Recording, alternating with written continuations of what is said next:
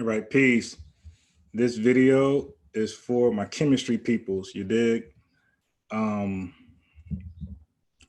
electron capture versus beta decay, all right? So when you're coming into the study of chemistry as a beginner or as a student, this could be very confusing. And when you watch videos on beta decay and electron capture to try to distinguish the two from each other, they really don't do a good job because they don't know that there's confusion among the two. So they don't do a good job of telling you the exact difference. So you could, when you learn electron capture, you can confuse beta decay as the same thing and vice versa. So this video is an attempt to add light and clear the smoke. So let me first start off by saying radioactivity is defined as the spontaneous decay of an unstable nucleus. Okay, so this really is not for people who haven't taken a chemistry class because it's too much I would have to explain. So, but people who are already familiar with chemistry, took it before, taking it now, I'm going to start from their level of understanding. So I'm not going to explain unstable nucleus or spontaneous decay. That's all on you. Or what an isotope is. You could refer back to my other videos to catch up. But anyway, an unstable nucleus may break apart into two or more other particles with the release of some energy. This breaking apart, okay, it can occur in a number of ways depending on the particular atom that's decaying. Got it? Okay, many isotopes are perfectly stable. Carbon-12, for example, is a stable isotope of carbon. However, other isotopes may be unstable and eventually undergo nuclear decay. Okay. So carbon-14 is a radioactive isotope of carbon. If an isotope is unstable, the nucleus undergoes nuclear decay and breaks apart. Sometimes the product of that nuclear decay is unstable itself and undergoes nuclear decay too. For example, when radium-230, a radioactive isotope of radium, initially decays, it produces Rn-228, which decays to Po-224. This decay continues until finally Pb-206 is produced. Pb-206 is stable and the decay sequence stops. All right, the nucleus has all those positively charged protons shoved together in an extremely small volume of space. Although those protons are repelling each other, the forces that normally overpower the repelling protons and hold the nucleus together, the nuclear glue, sometimes can't do the job. And so the nucleus breaks apart, undergoing nuclear decay. So let's get into it. Electron capture is a rare type of nuclear decay in which an electron from the innermost energy level is captured by the nucleus. Okay, electrons having a negative charge and a proton having a positive charge will attract each other. This electron combines with the proton to form a neutron.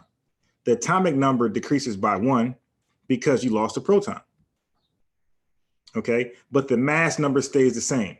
A neutron and proton are relatively the same weight, so its mass stays the same if one is swapped out for the other. The capture of the first shell electron leaves a vacancy in the first shell orbitals. Electrons drop down to fill the vacancy, releasing energy not in the visible part of the electromagnetic spectrum, but in the X-ray portion. The emission of X-rays is what reveals the electron capture is taking place. Okay, so that's electron capture. Okay, in nuclear physics, beta decay, or B decay, is a type of radioactive decay. Let me fix my typos. In which a beta particle, fast energetic electron, or positron is emitted from an atomic nucleus, transforming the original nuclide to an isobar. An isobar are atoms of different elements with the same atomic mass. So sulfur, atomic mass is normally 32, but with the right decay, it can go to 40. Potassium, atomic mass is 39. Again, the right decay, it can go to 40 as well. Calcium, same thing. Chlorine and argon mass is 40. So all sulfur, potassium, calcium, chlorine, and argon can have the same weight, the same atomic mass, depending on the decays. Okay, so that they are called isobars at that point. In Greek, iso means the same, and baros or baros means weight. For example, beta decay of a neutron transforms it into a proton by the emission of an electron accompanied by an anti-neutrino. But when an electron is captured by a proton in the nucleus, a neutron is formed. The electron attracts a proton to form a neutron. Well, in beta decay, when a neutron decays, what do you get? You get the very thing that makes a neutron, a proton and an electron, but also an anti-neutrino. An electron is immediately emitted from the nucleus, okay? Now that we have an extra proton in the nucleus, guess what happens? The atomic mass remains the same, but the atomic number changes. What happens when the atomic number changes? You have a new element type, okay? So let's move on, let's move on. However, sometimes a proton decays and is converted into a neutron by the emission of a positron with a neutrino in so-called positron emission. Neither the beta particle nor its associated anti-neutrino exists within the nucleus prior to beta decay, but are created in the decay process. By this process, unstable atoms obtain a more stable ratio of protons to neutrons. A positron is an electron with a positive charge. Of course, electrons normally carry a negative charge. However, when they are found with a positive charge, they are called positrons. All right, so in short, I say all that just to say this.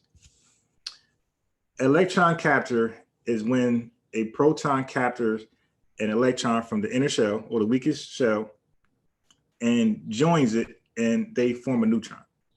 Okay, neutron. Beta decay is when a neutron decays and forms, and out of that decay, it converts into a proton and an electron, which is emitted. That's the difference. Okay, I could have just said that from the beginning, but you need to know a little more. Peace.